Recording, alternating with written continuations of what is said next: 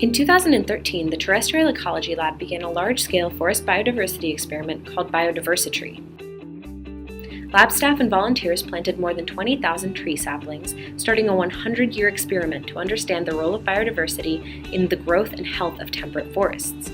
Because of the large scale of the project, volunteers have been instrumental in helping us getting things up and running and beginning to collect lots of data. Over the past year, we've completed 2 big projects out there.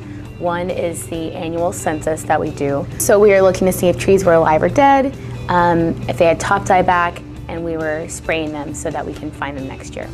We also did a census of our natural regeneration plots. So we went into these plots that have never been censused before. These are plots that we've allowed to grow up naturally and we haven't done any manipulations to.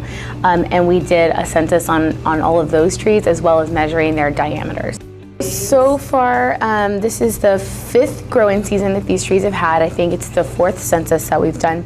And we're seeing that mortality is starting to level off. So in the beginning, when you first plant trees, there's sort of a steep die-off, and then it starts to level out where you see things surviving, and we're at that point now. So it's stabilizing around 79% survival, which is really great for an experiment like this, considering we have, almost 18,000 trees out there and 79% of them are surviving. That's really great.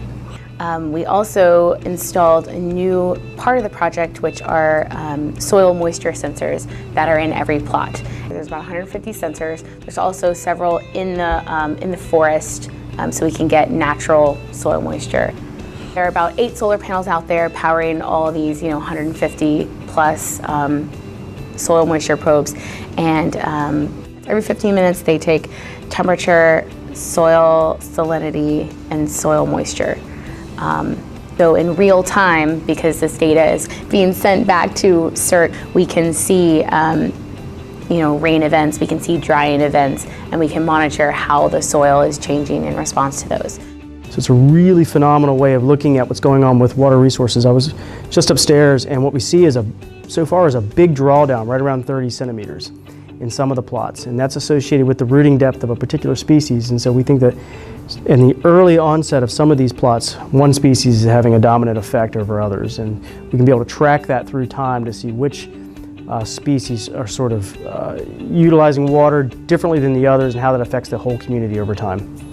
Volunteers are really important at BiodiversiTREE. It's a really big project, and if we didn't have citizen scientists helping us with it, there's no way we could ever get it all done. So I just want to thank all of our amazing volunteers for their hard work.